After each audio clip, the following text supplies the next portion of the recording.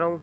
बिस्मिल्लाहिर्रहमानिर्रहीम। Dear students, welcome to excellence online education. Biology की class में खुशामदीद। बायोलॉजी में हमने लास्ट क्लास में चैप्टर नंबर 11 बायो एनर्जेटिक्स का जो टॉपिक स्टार्ट किया था उसका नाम था रेस्पायरेशन।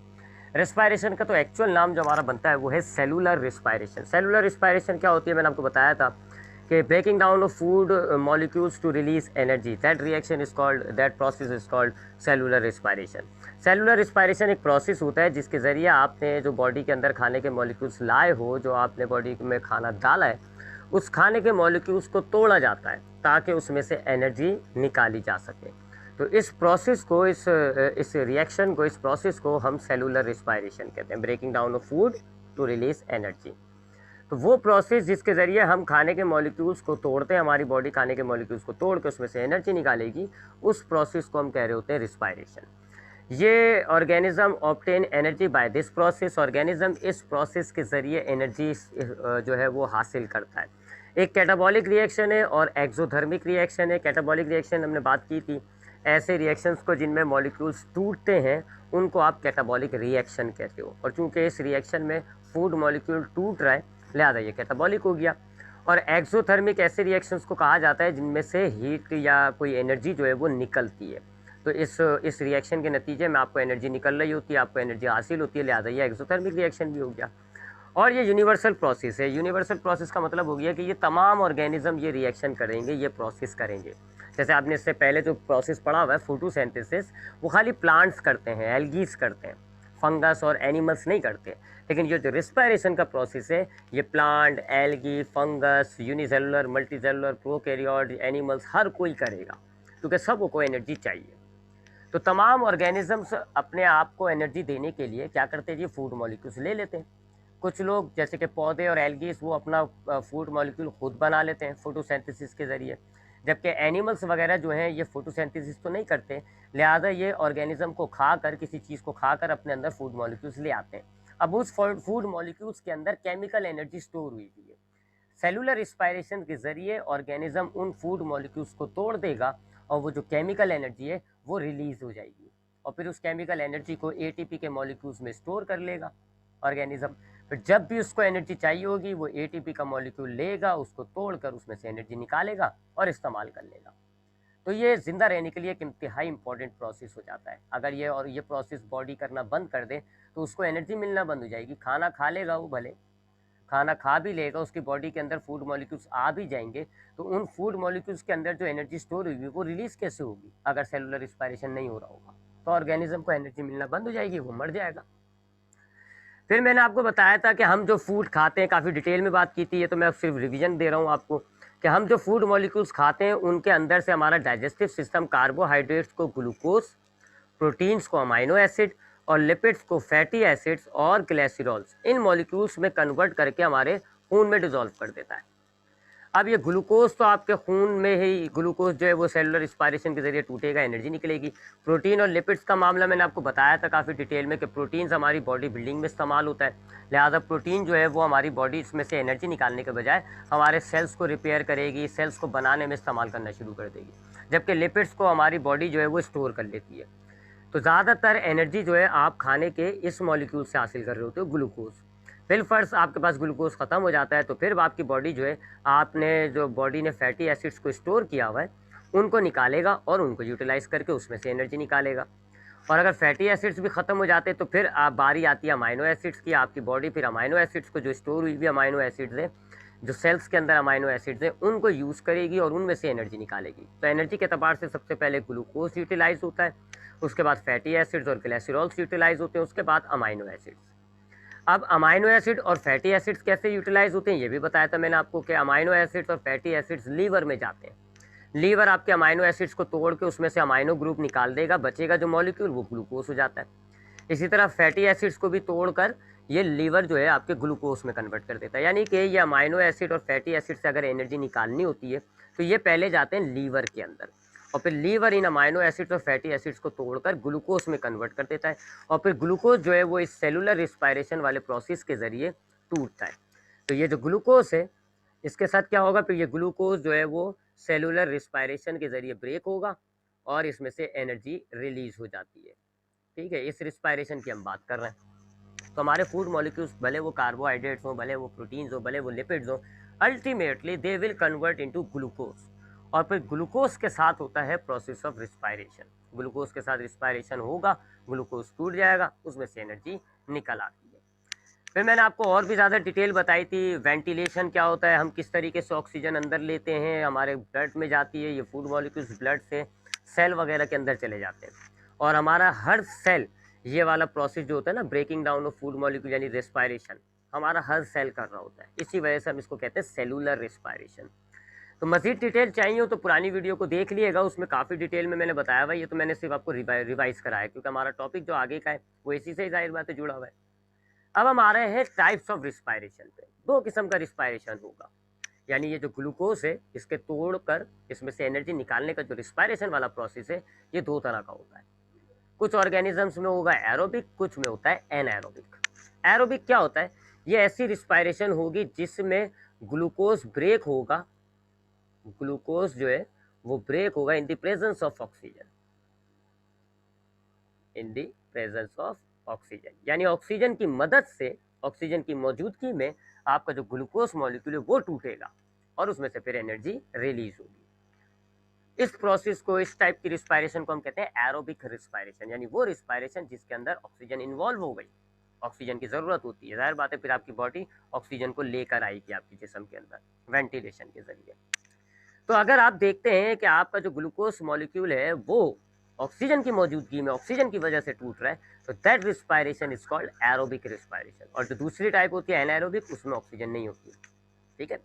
अब एरोबिक रिस्पायरेशन का इक्वेशन क्या है, या ये प्रोसेस होता कैसे, अगर हम इसको इक्वेशन में समराइज करें तो ये हो गया जी, ग्लूकोज मॉलिक्यूल C6H12O6, इसके साथ कंबाइन होगा ऑक्सीजन। ठीक है जी, ऑक्सीजन कंबाइन होगा और अब ये ग्लूकोज मॉलिक्यूल टूट जाएगा। होगा क्या, इस ग्लूकोज मॉलिक्यूल में से ये हाइड्रोजन जो है वो ऑक्सीजन की तरफ ट्रांसफर होना शुरू हो जाएगा। ये हाइड्रोजन जो है यहाँ से निकलेगा और ऑक्सीजन की तरफ चला जाएगा। इसने हाइड्रोजन लूज किया है तो ये ऑक्सीडाइज हो रहा है, ऑक्सीडेशन हो रहा है। ऑक्सीजन चूंकि हाइड्रोजन गेन कर रहा है तो ये रिडक्शन हो रहा है। तो ये हाइड्रोजन जो है वो ऐसे इस तरफ आना शुरू हो जाता है। हाइड्रोजन ऑक्सीजन गेन करेगा तो आपके पास दो चीज़ें तैयार होती हैं, एक तो कार्बन डाइऑक्साइड और वाटर। साथ साथ इस ग्लूकोज मॉलिक्यूल में जो एनर्जी स्टोर हुई हुई है वो एनर्जी भी निकल आती है। ठीक है जी। तो जैसे ग्लूकोज का मॉलिक्यूल ऑक्सीजन से कंबाइन होगा तो ये ग्लूकोज मॉलिक्यूल टूट जाएगा।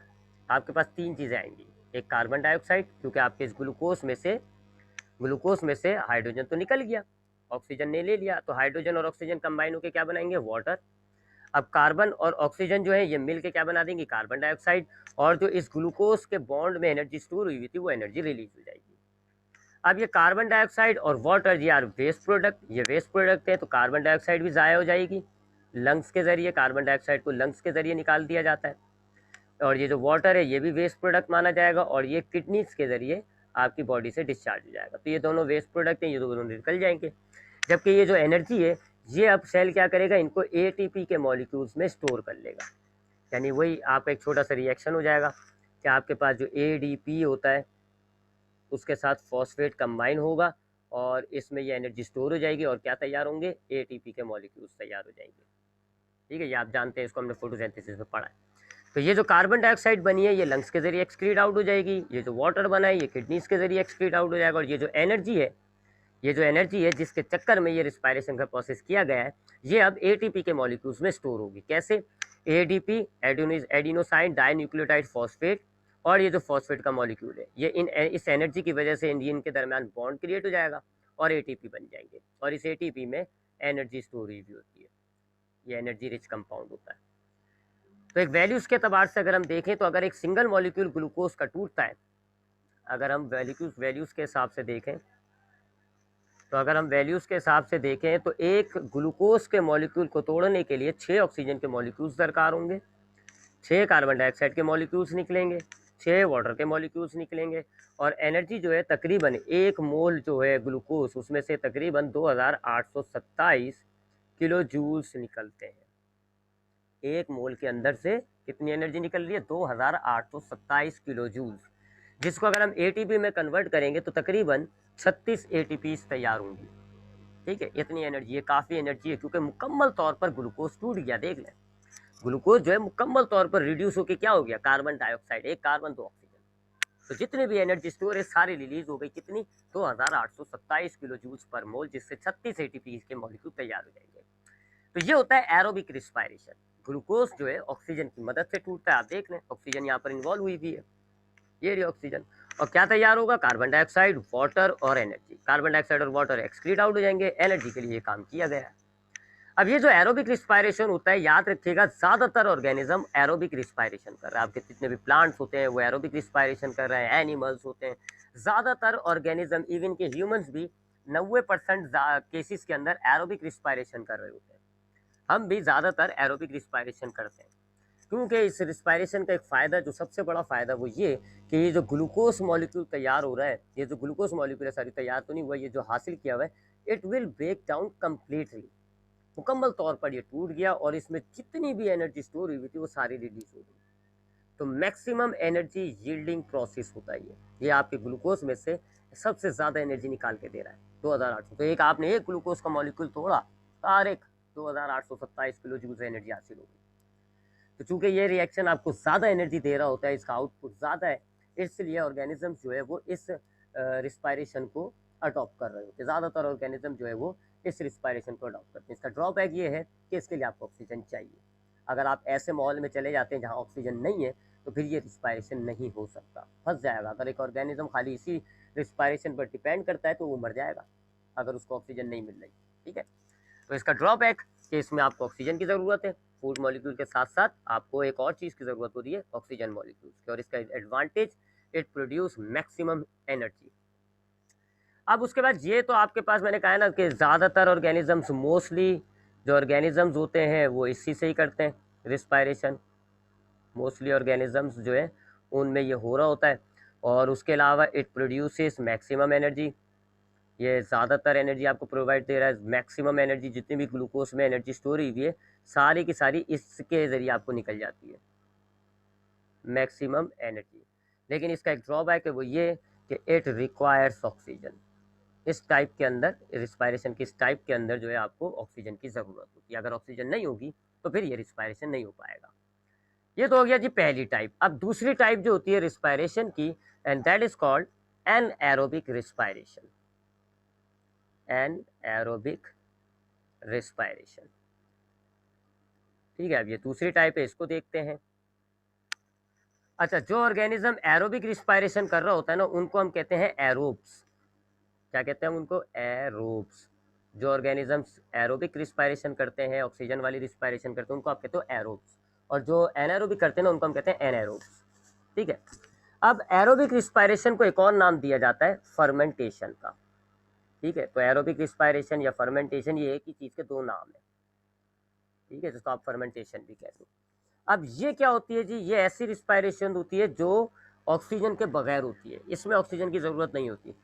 Does not require oxygen, does not require oxygen. ये तो अच्छी बात हो गई इसकी, डज नॉट रिक्वायर ऑक्सीजन। यानी इस रिस्पायरेशन में, जैसे यहाँ आप देख रहे थे ना, एरोबिक में ऑक्सीजन की ज़रूरत होती है, इसके अंदर कोई ऑक्सीजन की ज़रूरत नहीं होती। ये वाली रिस्पायरेशन बगैर ऑक्सीजन के ग्लूकोज के मॉलिक्यूल को तोड़ने का नाम है।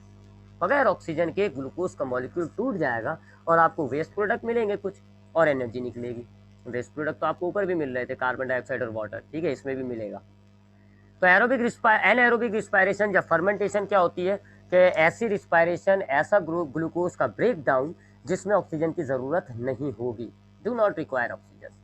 ये जो ऑर्गेनिजम्स करेंगे उनको आप कहते हो, ऑर्गेनिजम्स जो ये वाली रिस्पायरेशन करेंगे उनको आप कहते हो एनाएरोब्स।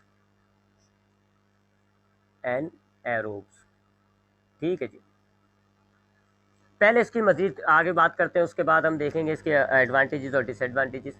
अच्छा, अब एनाएरोबिक रिस्पायरेशन, इसकी भी दो टाइप्स होती है। It is further divided into two types. ये दो टाइप का होगा, क्योंकि बगैर ऑक्सीजन के ग्लूकोज जब टूटेगा तो ग्लूकोज के टूटने से दो किस्म का मॉलिक्यूल तैयार हो सकता है, या तो इथाइल अल्कोहल या लैक्टिक एसिड। तो इस हिसाब से इसकी दो टाइप बन जाती है। पहली कहलाती है जी अल्कोहलिक फर्मेंटेशन। अल्कोहलिक फर्मेंटेशन, ये ऐसी एनाएरोबिक रिस्पायरेशन होती है जिसमें ग्लूकोज जब टूटेगा तो जो आपको पास प्रोडक्ट आएगा वो अल्कोहल होता है, इथाइल अल्कोहल। ठीक है, इसमें क्या होगा कि जो आपके पास प्रोडक्ट आ रहा होगा ना एनर्जी के अलावा, जो दूसरा वेस्ट प्रोडक्ट होगा वो क्या होगा, इथाइल अल्कोहल, या सीधी लैंग्वेज में हम उसको अल्कोहल भी कहते हैं। क्योंकि अल्कोहल हासिल हो रहा है इसलिए आप इसको अल्कोहलिक फर्मेंटेशन कहते हैं। ठीक है, इसमें ये दोनों याद रखिएगा, ये वाली टाइप एनाएरोबिक है, ऑक्सीजन नहीं चाहिए होगी। तो एनाएरोबिक रिस्पायरेशन यानी कि फर्मेंटेशन ऐसी रिस्पायरेशन को कहते हैं जिसमें ग्लूकोज जो है वो बगैर ऑक्सीजन के टूट जाता है। ठीक है, इसकी दो टाइप होंगी। पहली अल्कोहलिक फर्मेंटेशन, ये क्या है, ग्लूकोज टूटेगा और जो प्रोडक्ट आपको हासिल होगा वो होता है इथाइल अल्कोहल। कैसे जी, कि ये आपके पास ग्लूकोज हो गया C6H12O6, बगैर ऑक्सीजन के ये ब्रेक डाउन हो जाएगा, टूट जाएगा। देखिए कोई ऑक्सीजन नहीं लिखी मैंने यहाँ पे, बगैर ऑक्सीजन के एंजाइम्स वगैरह की मदद से ये टूट जाएगा। और जब आपका ये टूटेगा तो आपको तीन चीज़ें मिलती हैं। एक मिलेगा इथाइल अल्कोहल C2H5OH, ये होता है इथाइल अल्कोहल। इसके अलावा थोड़ी सी कार्बन डाइऑक्साइड निकलती है और साथ साथ एनर्जी निकलती है। ठीक है, ये तीन चीज़ें निकलती है, ये दोनों वेस्ट प्रोडक्ट है। इथाइल अल्कोहल भी वेस्ट है और कार्बन डाइऑक्साइड भी वेस्ट है, इन दोनों को एक्सक्रीट आउट होना है। ठीक है, और ये एनर्जी जो है, इस एनर्जी के जरिए आप एटीपी मॉलिक्यूल बना लेते हो। ठीक है जी, अब इसमें ये जो एनर्जी निकल रही होती है, ये मैं आपको एडवांटेज डिसएडवांटेज अभी बताता हूँ। ठीक है जी, बहरहाल आगे आते हैं। दूसरी टाइप क्या होती है, दूसरी टाइप कहलाती है lactic acid fermentation. Lactic acid fermentation ये एनाएरोबिक की दूसरी टाइप हो गई। इसमें क्या मामला होता है कि इसमें जो प्रोडक्ट आपको मिलेगा ग्लूकोज ब्रेक डाउन के नतीजे में जो चीज़ बनती है वो क्या होगा, लैक्टिक एसिड। एक किस्म का ये एसिड होता है, लैक्टिक एसिड कहते हैं इसको हम। तो इसमें क्या होता है जी कि ये आपके पास ग्लूकोज का मॉलिक्यूल है C6H12O6, एंजाइम्स की मदद से ये जब ब्रेक डाउन होगा तो अब इथाइल अल्कोहल नहीं मिलेगा, आपको मिलेगा लैक्टिक एसिड C3H6O3, ये कहलाता है लैक्टिक एसिड। साथ साथ आपको एनर्जी रिलीज हो जाती है। ठीक है, तो आप दोनों रिएक्शन को देख लें, दोनों टाइप को देख लें, कोई ऑक्सीजन की ज़रूरत नहीं है, बगैर ऑक्सीजन के ग्लूकोज का मॉलिक्यूल जो है वो टूट रहा है। मैं यहाँ O2 लिख दिया, O6 है ये C6H12O6। ठीक है, तो एनाएरोबिक रिस्पायरेशन क्या होता है, ऐसी रिस्पायरेशन जिसके अंदर ऑक्सीजन की ज़रूरत नहीं होती, ग्लूकोज बगैर ऑक्सीजन के टूट जाता है। जो ऑर्गेनिज्म एनाएरोबिक रिस्पायरेशन करते हैं उनको आप कहते हो एनाएरोब्स। अब जब ग्लूकोज टूटेगा तो जो प्रोडक्ट हासिल हो रहा है उस हिसाब से एनाएरोबिक की दो टाइप हो जाती है, अल्कोहलिक फर्मेंटेशन और lactic acid fermentation. Alcoholic fermentation में क्या होगा कि ग्लूकोज ब्रेक होगा और आपके पास ये तैयार होता है C2H5OH, ये अल्कोहल है, इथाइल अल्कोहल। साथ साथ कार्बन डाइऑक्साइड तैयार होती है और एनर्जी तैयार होती है। इसी तरह लैक्टिक एसिड फर्मेंटेशन में क्या होगा, ग्लूकोज ब्रेक डाउन होगा किसके अंदर, लैक्टिक एसिड के अंदर। ये जो C3H6O3 है ये लैक्टिक एसिड है, साथ साथ एनर्जी रिलीज हो जाती है। ठीक है जी, अब इसके पहले तो डिसएडवांटेज की बात करूं। एडवांटेज तो आपको पता है जी कि इसमें ऑक्सीजन की जरूरत नहीं है, आपको सिर्फ फूड मॉलिक्यूल चाहिए। फूड मॉलिक्यूल है, आप उसको ब्रेक करके एनर्जी निकाल लोगे, you do not require oxygen. तो ऐसे ऑर्गेनिज्म जो एनाएरोब्स होते हैं ना, जो एनाएरोबिक रिस्पायरेशन कर रहे होते हैं, वो बगैर ऑक्सीजन वाले माहौल में भी रह सकते हैं। ठीक है, बगैर ऑक्सीजन के माहौल में भी रह सकते हैं क्योंकि उनको ऑक्सीजन की ज़रूरत ही नहीं है, वो तो बगैर ऑक्सीजन के फूड तोड़ लें। तो इसका फ़ायदा क्या है कि it do not require oxygen, oxygen से ऑर्गेनिज्म आज़ाद हो जाता है, ऑर्गेनिज्म की ज़रूरत ही नहीं है उसको, बगैर ऑक्सीजन के तोड़ रहा है। लेकिन इसका एक नुकसान है, इसका नुकसान क्या है, it produce minimum energy, come energy provide करता है ये, मिनिमम एनर्जी। तकरीबन आप समझ लें कि 70 से 75 के दरमियान 70 से 75 किलो जूल्स पर मोल निकलती है, कम है। ठीक है, वजह क्या है, कम एनर्जी क्यों प्रोड्यूस हो रही है, क्योंकि आप देख रहे हो कि दोनों मामलात में यानी अल्कोहलिक फर्मेंटेशन और लैक्टिक एसिड दोनों के अंदर आप देख रहे हो ग्लूकोज कंप्लीटली नहीं टूट रहा। ये आपके पास देखें अभी काफ़ी बड़ा कंपाउंड बचा हुआ है C2H5OH, या ये देख लें C3H6OH, यानी आधा टूटा है, मुकम्मल तौर पे ग्लूकोज ब्रेक डाउन नहीं हुआ, काफ़ी हद तक ग्लूकोज के बॉन्ड सब भी बचे हुए हैं, लिहाजा कम बॉन्ड टूटे तो कम एनर्जी प्रोड्यूस होगी। तो ये इसका नुकसान है कि ये आपको इस तरह की जो एनाएरोबिक रिस्पायरेशन होती है उसमें जो ग्लूकोज मॉलिक्यूल टूट रहा है, it is not providing much energy, efficient energy provide नहीं कर रहा होता, कम एनर्जी प्रोवाइड कर रहा होता है। लेकिन इसका फ़ायदा ये है कि ये जो है जो भी ऑर्गेनिज्म इस रिस्पायरेशन को अडॉप्ट करेगा वो ऐसे एनवायरनमेंट में रह सकता है जहाँ ऑक्सीजन की ज़रूरत नहीं होती। ठीक है, तो ये कुछ फ़ायदे भी होते हैं इसके, कुछ नुकसान भी होते हैं। अब आते हैं देखते हैं जी कहाँ कहाँ हो रहा है। मैंने आपको पहले बताया एरोबिक रिस्पायरेशन तो तमाम ऑर्गेनिजम्स करते हैं, बल्कि ज़्यादातर ऑर्गेनिज्म इसी रिस्पायरेशन पर डिपेंड करते हैं। जबकि एनएरोबिक रिस्पायरेशन जो है वो ऐसे ऑर्गेनिजम्स करेंगे जो ऐसे माहौल में पाए जाते हैं जहाँ ऑक्सीजन की कमी हो। मिसाल के तौर पे अब ये एक और फ़ायदा मैं आपको बताऊँ, इनसे आप प्रोडक्ट्स भी बनाते हो। एरोबिक रिस्पायरेशन से आप प्रोडक्ट्स भी फॉर्म करते हैं। इंडस्ट्रियल यूज़ हो रहा है इसका, इंडस्ट्रियल यूज़ भी हो रहा है। ठीक है जी। अब जैसे कि मिसाल के तौर पे ये जो अल्कोहलिक फर्मेंटेशन होती है ये कौन कौन कर रहे हैं? ये फंगस करता है। फंगस के पास अगर ऐसा एनवायरनमेंट होगा ना जहाँ ऑक्सीजन नहीं होगी, तो फंगस क्या करेगा, फौरन अल्कोहलिक फर्मेंटेशन पे स्विच कर देगा, बगैर ऑक्सीजन के वो ये वाली फर्मेंटेशन करना शुरू कर देगा और जो है वो एनर्जी हासिल करेगा। इसके अलावा बैक्टीरिया करता है, ये वाला अल्कोहलिक बैक्टीरिया भी करता है। जबकि लैक्टिक एसिड जो है वो बैक्टीरिया करेंगे और कुछ एनिमल्स होते हैं, ठीक है, जैसे कि पैरासाइटिक एंडो पैरासाइट जो होते हैं ना, जो आपके बॉडी के अंदर पाए जा रहे होते हैं। अब आपकी बॉडी के अंदर थोड़ी है ऑक्सीजन, वहाँ उनको ऑक्सीजन नहीं मिल रही होती, तो वो ये वाला अडॉप्ट कर लेते हैं, एंडो पैरासाइट करते हैं। इसके अलावा ह्यूमन के अंदर भी एनारोबिक रिस्पायरेशन थोड़ी बहुत पाई जाती है, कौन सी वाली, लैक्टिक एसिड। ठीक है, तो अब पहले अल्कोहलिक फर्मेंटेशन की बात करते हैं। आपने सुना होगा कि हम जो है वो फलों को सड़ा कर उसमें से शराब बनाते हैं। फलों को सड़ा कर हम उसमें से शराब बना रहे होते हैं और बैक्टीरिया यूज़ किया जाता है, वो एक्चुअल में ये अल्कोहलिक फर्मेंटेशन है। याद रखिएगा, अल्कोहलिक फर्मेंटेशन कौन कर रहा है, फंगस और बैक्टीरिया। अक्सर आपने देखा होगा कि आपके पास घरों में फल होता है जी, या आपके पास फल है जी, सेब फॉर एग्जांपल, आप इसको पड़े रखे रहे तो इसमें फंगस डिवेलप हो जाती है, फंगस डिवेलप हो जाएगी जी। ठीक है जी। अब फंगस जो है यहाँ पर एनाएरोबिक रिस्पायरेशन करेगा, कौन सी वाली, अल्कोहलिक। अल्कोहलिक फर्मेंटेशन करता है यहाँ पर बगैर ऑक्सीजन के, क्योंकि वो अंदर चला जाएगा, फल के अंदर जब चला जाएगा वहाँ उसको ऑक्सीजन नहीं मिलेगी, क्या करेगा वो अल्कोहलिक फर्मेंटेशन शुरू कर देगा। और अल्कोहलिक फर्मेंटेशन में क्या चीज़ तैयार होती है, C2H5OH, यानी कि अल्कोहल। अल्कोहल का जायका बड़ा कड़वा कड़वा सा होता है, तो इसमें से जो रस टपक रहा होता है ना, रस टपक रहा होगा, वो बेसिकली अल्कोहल टपक रही है, क्योंकि ये जो फंगस है ये अल्कोहलिक फर्मेंटेशन कर रहा है। तो इसको ये जो है आपके पास सेब है, ये एक्चुअल में तो ग्लूकोज है ना, मीठा होता है, इसके अंदर ग्लूकोज शामिल है, तो ये ग्लूकोज को तोड़ना शुरू कर देगा अल्कोहलिक फर्मेंटेशन के जरिए। तैयार क्या होगा, एनर्जी तो वो खुद भी ले रहा है, लेकिन साथ साथ आपको क्या मिल रहा होता है, अल्कोहल। तो ये जो सड़ रहा है ना, ये जो रस गिर रहा है, इसको कभी चखो तो कड़वा कड़वा सा महसूस होता है, क्योंकि इथाइल अल्कोहल का जो जायका होता है वो कड़वाहट सा होता है, तो ये अल्कोहल होता है। इससे जरिए आप शराबें पैदा कर दो। इंडस्ट्री के अंदर लोग यही करते हैं जी, कि शराब किस तरह बनाई जाती है, ग्रेप्स वगैरह फल ले लिए जाते हैं और उन पर बैक्टीरिया और फंगस को उगाया जाता है।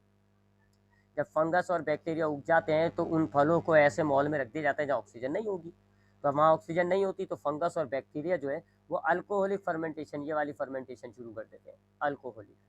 अब बैक्टीरिया क्या करेगा, वो जो फल के अंदर ग्लूकोज पाया जा रहा है उसको तोड़ तोड़ कर उसको इसमें इथाइल अल्कोहल में कन्वर्ट करेगा, ताकि उसको एनर्जी मिलती रहे, बैक्टीरिया एनर्जी लेके जाता जाएगा, और अल्कोहल जो है वो वेस्ट प्रोडक्ट है जो आपका गिरता रहेगा, आप उसको कलेक्ट कर लोगे, शराब तैयार।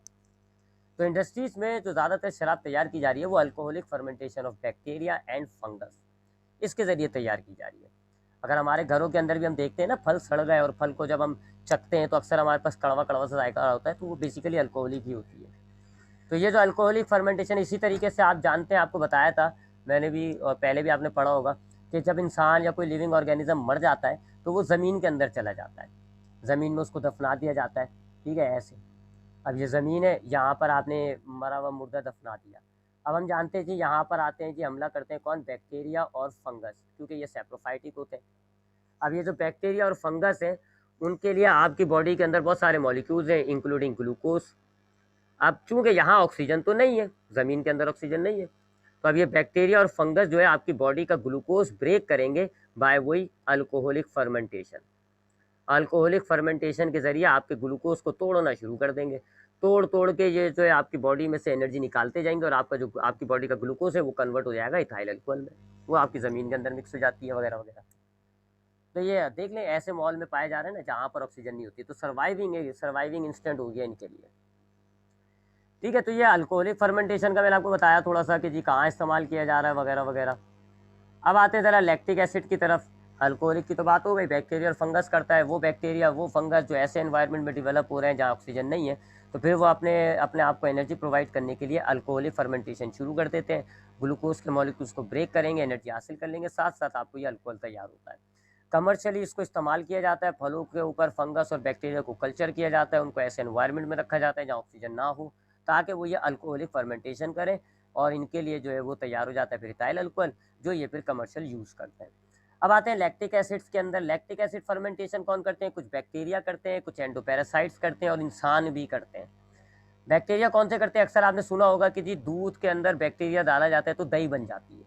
होता है, ये हमने देखा है कि अगर आपके पास ये मिल्क है जी, सपोज करें ये क्या है? मिल्क है। अब मिल्क के अंदर आप जानते हैं डाइसेक्राइड्स पाया जाता है, लैक्टोज, और लैक्टोज जो है उसके अंदर ग्लूकोज मौजूद होता है, तो इनडायरेक्टली आप कह सकते हो कि ग्लूकोज मौजूद है आपके मिल्क के अंदर। अब आपने इसमें ये डाल दिया जी बैक्टीरिया, ये आपने डाल दिए बैक्टीरिया। अब बैक्टीरिया को ग्लूकोज तो मिल गया, लेकिन दूध में ऑक्सीजन तो नहीं है, दूध में ऑक्सीजन नहीं है। अब दूध के अंदर इसको ग्लूकोज मिल रहा है, ऑक्सीजन नहीं है, बैक्टीरिया क्या करेगा? बैक्टीरिया इस ग्लूकोज को तोड़ना शुरू कर देगा लैक्टिक एसिड फर्मेंटेशन के जरिए। लैक्टिक एसिड फर्मेंटेशन के जरिए इसको तोड़ना शुरू कर देगा ताकि उसको एनर्जी मिल जाए, एनर्जी मिलना शुरू होगी। अच्छा, अब लैक्टिक एसिड फर्मेंटेशन के जरिए क्या तैयार होता है? ये देखें, लैक्टिक एसिड तैयार होता है।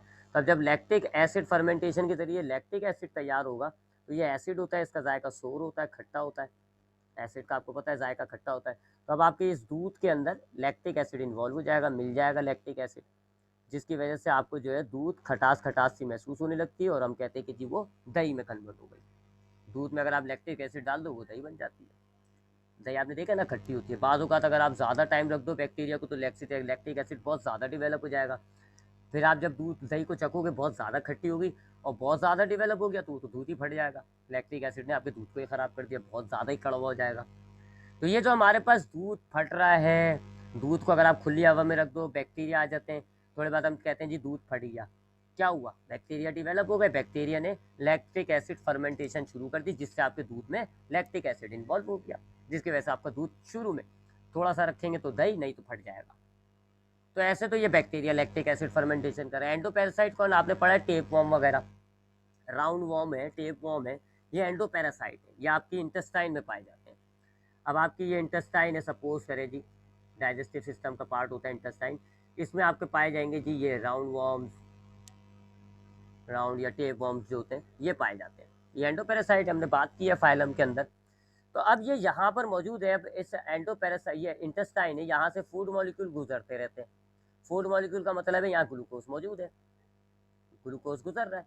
तो टेप वॉर्म और राउंड वॉर्म को ग्लूकोज तो मिल रहा है, हाथों में बैठे हैं जी, और वहाँ से ग्लूकोज फूड मॉलिक्यूल्स पास हो रहे हैं, तो इनको फूड मॉलिक्यूल्स तो मिल रहा है, लेकिन वहाँ ऑक्सीजन नहीं होती है। इंटेस्टाइन में थोड़ी होती है, लंग्स में और ब्लड कैपिलरीज में, ब्लड में वो होता है, इंटेस्टाइन में थोड़ी होता है ऑक्सीजन। तो अब ये जो टेप वॉर्म और राउंड वॉर्म है, ये वही करना शुरू कर देंगे, लैक्टिक एसिड फर्मेंटेशन। तो ये जो एंडोपैरासाइट होते हैं आपके इंटेस्टाइन में, आपके इंटरनल एनवायरनमेंट में पाए जा रहे होते हैं, तो वहाँ फूड ज़रूर है, ऑक्सीजन नहीं है। तो अब ये कौन सी, ये एरोबिक एनारोबिक रिस्पायरेशन करेंगे, कौन सी वाली? Lactic acid. Lactic acid fermentation शुरू कर देंगे, अपने लिए एनर्जी निकालेंगे, आपकी बॉडी में थोड़ा सा लैक्टिक एसिड डेवलप होना शुरू हो जाता है, ज़्यादातर तो वैसे पास आउट हो जाएगा, और अदरवाइज़ ये ज़्यादा जमना शुरू होता है तो आप बीमार होना शुरू होते हो। तो वो टेप वॉर्म और राउंड वॉर्म की जो बीमारी हो रही है वो इसी लैक्टिक एसिड प्रोडक्शन की वजह से हो रही है। तो ये जो आपके लैक्टिक एसिड मैंने आपको बता दिया बैक्टीरिया कैसे कर रहा है और एंडोपैरासाइट कैसे कर रहे हैं। अब आते हैं ह्यूमंस। ह्यूमंस के अंदर भी ये एनारोबिक रिस्पायरेशन होती है, और कौन सी वाली? लैक्टिक एसिड, अल्कोहलिक नहीं होती, ठीक है। हमारे अंदर जो है वो एनारोबिक जो है वो पहली वाली नहीं होती अल्कोहलिक, लैक्टिक एसिड होती है। लेकिन याद रखिएगा, हम ज़्यादातर, मैंने आपको पहले कहा था 90% हम रिस्पायरेशन कर रहे हैं एरोबिक, ऑक्सीजन वाली, क्योंकि हमें बहुत, हमारी मशीन कॉम्प्लिकेट है, हम कॉम्प्लिकेट कॉम्प्लेक्स ऑर्गेनिजम्स हैं, हमें ज़्यादा एनर्जी चाहिए होती है, लिहाजा हमें जितनी एनर्जी चाहिए हमें उसके लिए ग्लूकोज को मुकम्मल तौर पर तोड़ना है, ठीक है, मुकम्मल तौर पर तोड़ के हमें ज़्यादा से ज़्यादा एनर्जी निकालनी है। लिहाजा हम ज़्यादातर तो जो है वो एरोबिक रिस्पायरेशन कर रहे हैं, एरोबिक रिस्पायरेशन कर रहे हैं। आप समझ लें जी ऑलमोस्ट तकरीबन 95% हमारी लाइफ में, हम 95% डेली हम जो है वो एरोबिक रिस्पायरेशन करते हैं। वजह मैं आपको बता चुका हूँ, आपको तो बेतहाशा एनर्जी चाहिए, तो आपको ग्लूकोज के मॉलिक्यूल से ज़्यादा एनर्जी निकालनी पड़ती है, इसलिए आप ये वाली करते हो। और यही वजह है कि आप ऑक्सीजन चाहते हैं, आप ऑक्सीजन को इनहेल कर रहे हैं रिस्पायरेटरी सिस्टम के ज़रिए। लेकिन कुछ सर्टेन कंडीशंस होती हैं, कुछ कंडीशंस के अंदर हमारी बॉडी के कुछ पार्ट्स जो हैं वो एनएरोबिक रिस्पायरेशन शुरू कर देते हैं। एनएरोबिक रिस्पायरेशन सर्टेन कंडीशंस के अंदर अब आपकी बॉडी के कुछ पार्ट्स में एनएरोबिक रिस्पायरेशन शुरू हो जाएगा। याद रखिएगा कौन सा वाला? लैक्टिक एसिड वाला। ठीक है, क्या है जी वो conditions? Exercise, heavy exercise. Heavy exercise जब आप करते हैं, जब आप हैवी एक्सरसाइज करोगे, हैवी एक्सरसाइज से मुराद हो गया अगर आप भाग रहे हैं, दौड़ लगा रहे हैं, रेसिंग कर रहे हैं, एक्सरसाइज कर रहे हैं, जॉगिंग कर रहे हैं, या कोई वेट लिफ्टिंग कर रहे हैं, या कोई बड़ा काम कर रहे हैं, जैसे कोई भारी भारी सामान उठा के आप दूसरी जगह पे लेके जा रहे हैं, ऐसा एक्स्ट्रा ऑर्डिनरी काम अगर आप कर रहे हैं, इस सब चीज़ों को हम कह रहे हैं हैवी एक्सरसाइज। तो जब हम हैवी एक्सरसाइज करते हैं, फॉर एग्जाम्पल जब हम भाग रहे हैं, जॉगिंग कर रहे हैं, तो हम अपने मसल से, अपने पैरों के मसल से, हाथों के मसल से एक्स्ट्रा काम ले रहे हैं। हम क्या कर रहे हैं? हैवी एक्सरसाइज के दौरान हम मसल से एक्स्ट्रा वर्क करवा रहे हैं, मसल से हम एक्स्ट्रा वर्क करवा रहे हैं।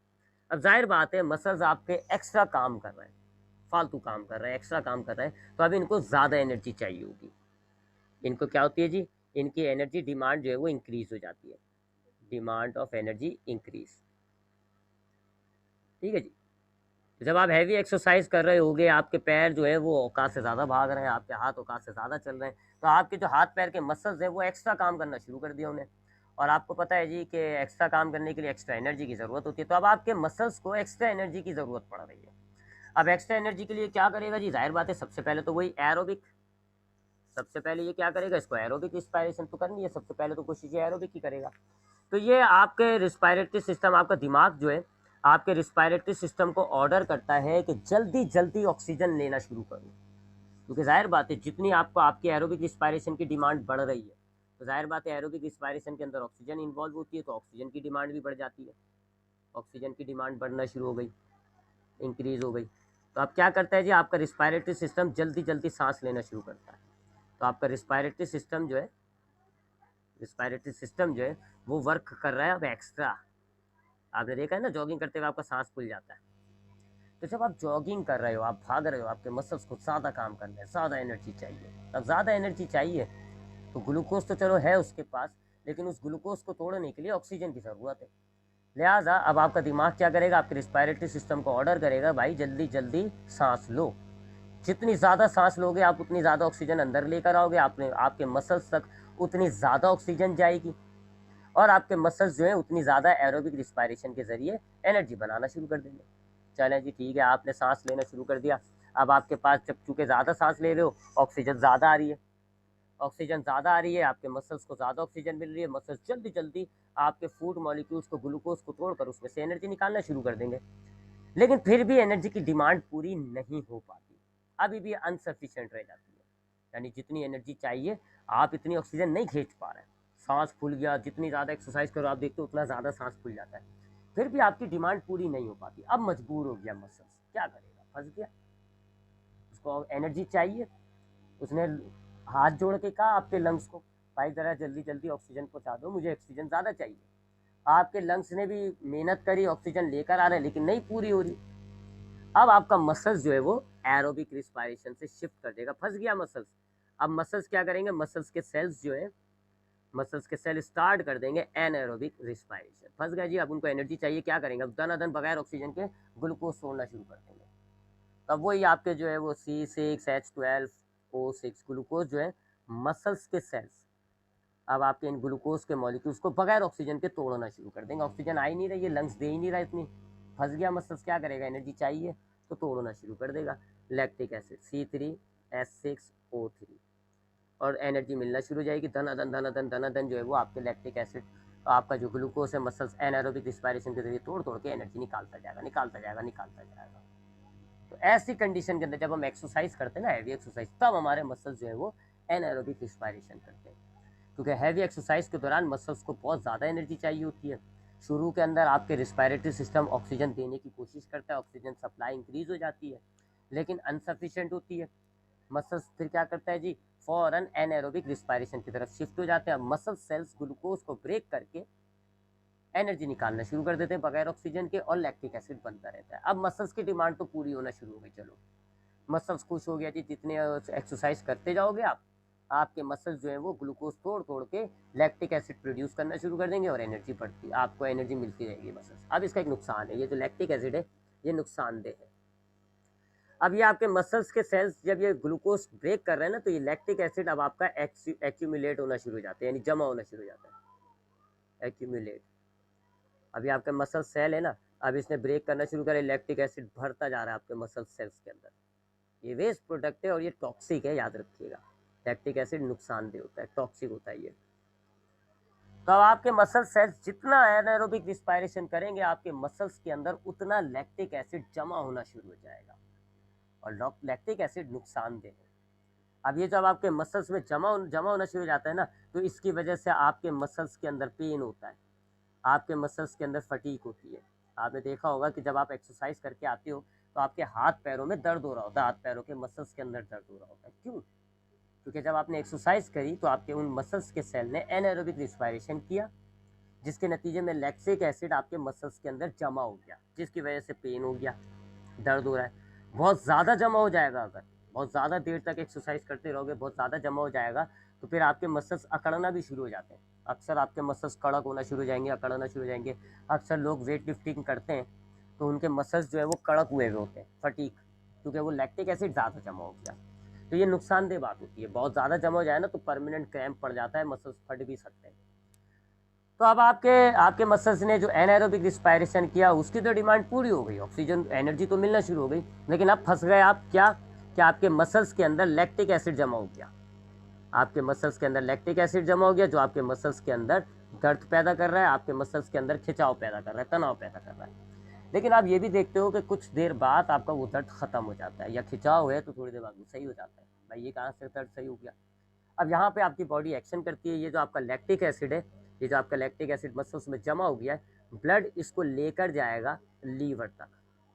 ब्लड इसको कहाँ लेके जाएगा? लीवर तक। लीवर बड़े काम का ऑर्गन है। अब लीवर क्या करता है? आपके इस लैक्टिक एसिड को कन्वर्ट कर देगा पायरिक एसिड के अंदर, पायरिक एसिड के अंदर कम वो कर देगा कन्वर्ट। और पायरिक एसिड इतना नुकसानदेह नहीं होता, पायरिक एसिड जमा हो जाएगा आपके लीवर के अंदर, फिर वो एक्सक्रीटरी सिस्टम के जरिए आपकी बॉडी से डिस्चार्ज हो जाएगा। ठीक है, तो अक्सर आप देखते हो कि मसल्स, अगर आप एक्सरसाइज करोगे तो मसल्स में दर्द होना शुरू हो जाता है। इसका वजह मैं आपको बता दिया कि आप जब एक्सरसाइज करोगे तो आपके मसल्स के अंदर दर्द क्यों हो रहा है? क्योंकि आपके मसल्स ने एनाएरोबिक रिस्पायरेशन शुरू किया, जिससे उसकी एनर्जी डिमांड तो पूरी हो गई, लेकिन आपके मसल्स के अंदर लैक्टिक एसिड जमा हो गया, जिसकी वजह से आपके मसल्स में पेन हो रहा है। फिर आप देखते हैं थोड़ी देर बाद आपके मसल्स का दर्द खत्म हो जाता है। क्यों खत्म हो गया? क्योंकि अब आपके ब्लड ने आपके मसल सेल्स में से लैक्टिक एसिड लिया और लीवर को दिया, और लीवर ने उस लैक्टिक एसिड को पायरिक एसिड में कन्वर्ट कर दिया। थोड़ी देर तक रख सकते हो, पायरिक एसिड को इतना नुकसानदेह नहीं है, फिर वो एक्सक्रीटरी सिस्टम के जरिए आपकी बॉडी से डिस्चार्ज हो जाता है। तो ये था हमारे पास एरोबिक यानी रिस्पायरेशन की टाइप्स। एरोबिक रिस्पायरेशन क्या होता है? जिसमें ऑक्सीजन की मदद से खाना टूटता है। एनारोबिक रिस्पायरेशन क्या होता है? जिसका फर्मेंटेशन भी कहते हैं, इसमें बगैर ऑक्सीजन के फूड ब्रेक डाउन हो जाएगा। दो टाइप्स होती हैं इसकी। अगर ग्लूकोज टूट के अल्कोहल में बन रहा है तो इसको आप कहते हो अल्कोहलिक फर्मेंटेशन, और अगर लैक्टिक एसिड में तैयार होता है तो इसको आप लैक्टिक एसिड कहते हो। कहाँ कहाँ किस किस का क्या फ़ायदा है, क्या नुकसान है, ये मैंने आपको काफ़ी डिटेल में बता दिया। अब इंशाल्लाह कल की क्लास में हम ये जो एरोबिक रिस्पायरेशन है ना, जो ज़्यादातर हो रहा है, ये वाला तो मेजर हुआ ना, इसका मैकेनिज्म देखेंगे कि ये हमारे सेल में होता कैसे। इतना सिंपल लग रहा है ना आपको, इतना सिंपल रिएक्शन के ग्लूकोज ऑक्सीजन के साथ मिला, कार्बन डाइऑक्साइड वाटर, ये इतना सिंपल नहीं है। जैसे आपने फोटोसिंथेसिस का रिएक्शन देखा, कहने को एक सिंपल रिएक्शन था, लेकिन जब हम उसकी सेल में परफॉर्मेंस को देखते हैं तो काफ़ी छोटे छोटे रिएक्शंस इन्वॉल्व हुए होते हैं। इसी तरीके से ये एरोबिक रिस्पायरेशन भी होगा। तो कल की क्लास में इंशाल्लाह हम एरोबिक रिस्पायरेशन का मैकेनिज्म देखेंगे। ठीक है, एरोबिक रिस्पायरेशन किस तरह होती है, कौन कौन से स्टेप्स होते हैं, क्या क्या रिएक्शंस होते हैं, उस रिएक्शन को, उस मैकेनिज्म को देखेंगे। याद रखिएगा, एरोबिक रिस्पायरेशन सेल के अंदर होता है, सेल के अंदर हो रहा है, इसी वजह से आप इसको एरोबिक क्या है, एनाएरोबिक भी, ये जो रिस्पायरेशन होता है सेल के अंदर हो रहा होता है, इसलिए आप इसको सेलुलर रिस्पायरेशन कहते हैं। तो इंशाल्लाह हम कल की क्लास में इस मैकेनिज्म को स्टडी करेंगे।